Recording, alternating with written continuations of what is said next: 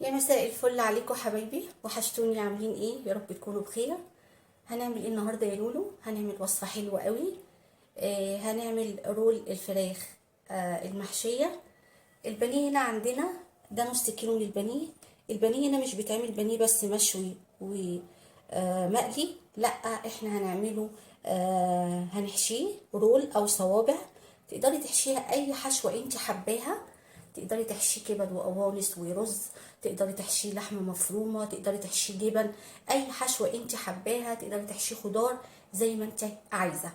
النهارده ان شاء الله هنحشيه مع بعض وهنشوف طريقته ازاي. طريقه سهله جدا وبسيطه. النهارده عندنا نص كيلو من البانيه. انا غسلته وجبت مدق البفتيك، رقيته كده بالشكل دوت عشان يبقى خفيف معايا ويتلف بسهوله. هنبدا في طريقه التحضير. بسم الله الرحمن الرحيم. هجيب هنا طبق، وهنا عندي طماطمايه مبشوره وبصلايه واحده مبشوره. هنزلهم كده في الطبق. بسم الله الرحمن الرحيم بالشكل ده. بصلايه واحده وطماطمايه واحده. هنزل عليهم ايه؟ هنزل عليهم حاجه بسيطه خالص، ملح اهو، شويه ملح، وكمان شويه فلفل اسود مش كتير برضو اهو بالشكل ده. وهقلبهم كويس. الخلطه دي بتدي لتتبيله الفراخ طعم حلو جدا. احنا هنتبلها كده بالشكل دوت اهو. قلبتها كويس جدا. خلاص انا قلبتها. هنزل بقى بقطع البانيه. بسم الله الرحمن الرحيم بالشكل ده. هغلف كل البانيه بالخلطه الحلوه دي. انت ممكن تعملي لو متحبيش الطماطم ممكن تعملي بصله بس مبشوره، وممكن كمان تبقى ميه بصل بس الطماطم بتديها طعم حلو قوي. بتديها كده، بتبقى مسكره كده وطعمها حلو. هغلف بقى كل البانيه بالشكل ده كده اهو.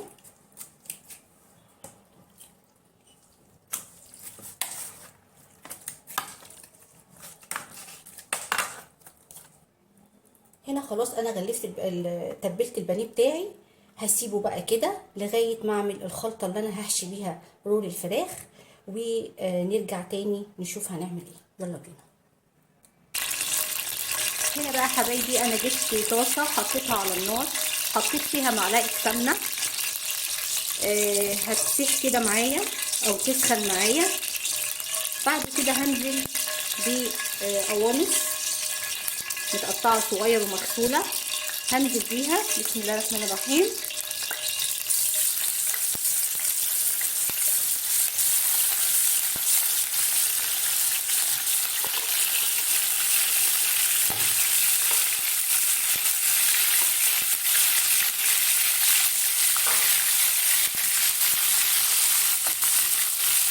هشوحها الاول في قلب السمنه عشان القوانص بتاخد سوا اكتر من الكبد. هنا شوحتها كده في قلب السمنه شويه زي ما انتم شايفين اهو. هنزل بقى بالبصل عليها، حوالي بصلتين،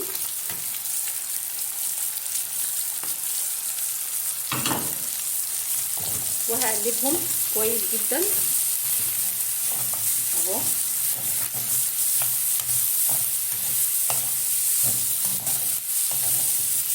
لغايه ما البصله تبدا تدبل معايا. هنا بقى في المرحله دي كده ابتدت اهي تدبل شويه. هنزل بقى بالكبد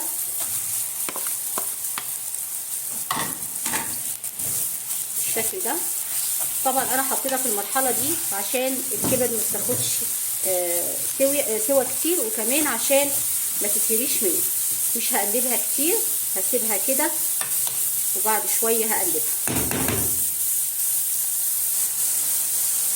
هنا بقى في المرحله دي هبدا احط التوابل بتاعتي اللي هي عباره عن ايه؟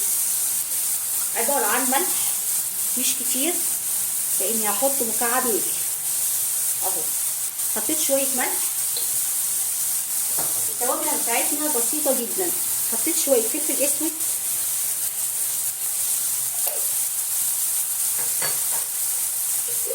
شويه 7 بهارات. ودي يعني كل التوابل بتبقى فيها اهو شويه كده. وكمان هحط مكعب ماجي، مش هحط اكتر من التوابل دي. هقلبها كده تقليبه كويسه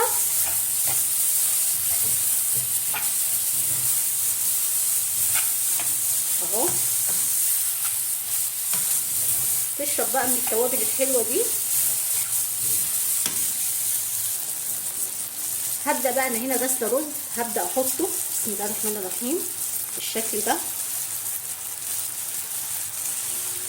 انا عامله كميه كبيره شويه عشان هحطها من تحت، وكمان عشان احنا بنحبه اهو. الرز البني ده بيبقى طعمه جميل جدا بالكبد والقوانص. هنا بقى انا قلبته كويس، شرب كل التوابل اهو مع بعض وريحته رهيبه كده. خلاص هبدا بقى انزل عليه ميه. انا هسويه 3/4 سوا. بسم الله الرحمن الرحيم.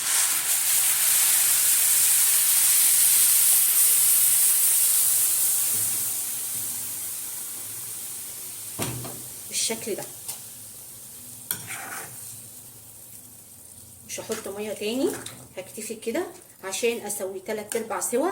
وبعد كده هنشوف هنعمل ايه مع بعض. هغطيه بقى لغايه ما يستوي ونرجع تاني. هنا بقى حبايبي خلاص انا خلصت الرز بتاعنا، خدت جزء منه عشان احشي منه، والباقي حطيته يستوي على النار. ده البانيه اللي احنا تبلناه اهو. هجيب بقى صينيه بالشكل ده وهاخد قطعه من البانيه اهي. بسم الله الرحمن الرحيم. وبعد كده هحطها كده اهي بالشكل ده، وهنزل عليها. هاخد من الرز ده طبعا يكون بارد. هاخد كده معلقه من الرز وهبدا احطها كده اهو، كانك بتحشي محشي بالظبط. بسم الله الرحمن الرحيم. وهتبداي تلفيها بالشكل ده اهو، شايفين اهو.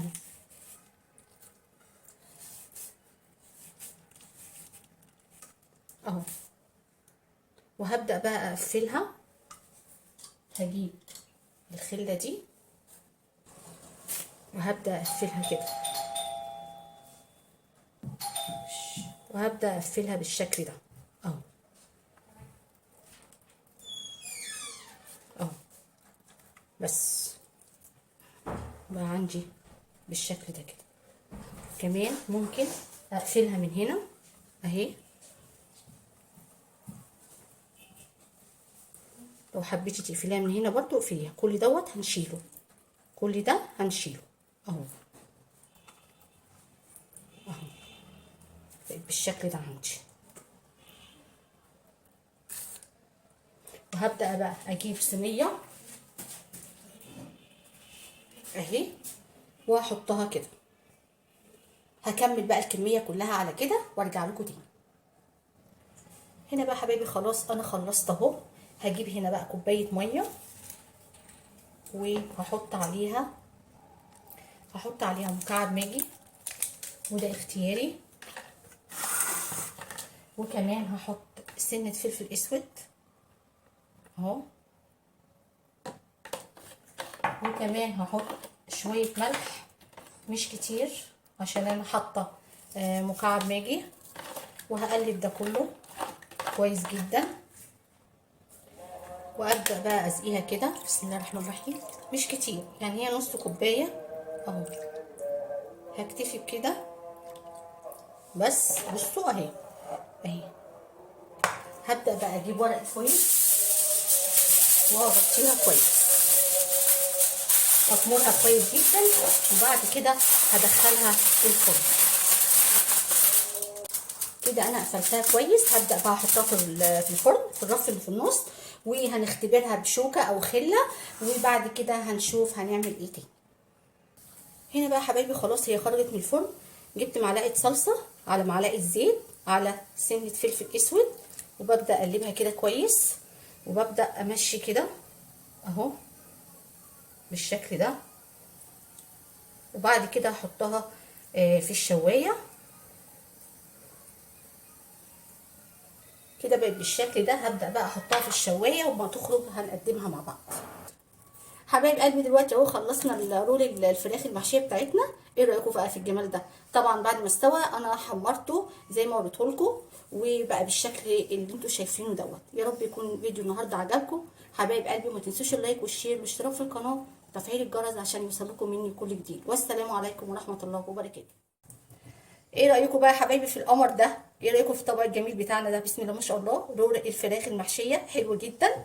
يلا نفتح واحد مع بعض ونشوفه. بسم الله الرحمن الرحيم اهو. بصوا بصوا الجمال.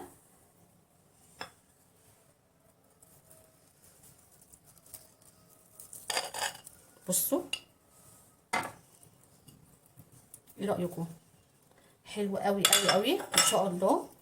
بصوا الجمال ما شاء الله، الله اكبر. يا رب يكون الفيديو يعجبكم باذن الله ان شاء الله. ما تنسوش بقى اللايك والشير والاشتراك في القناه وتفعيل الجرس عشان يوصلكم مني كل جديد. يلا ندخل على الفيديو.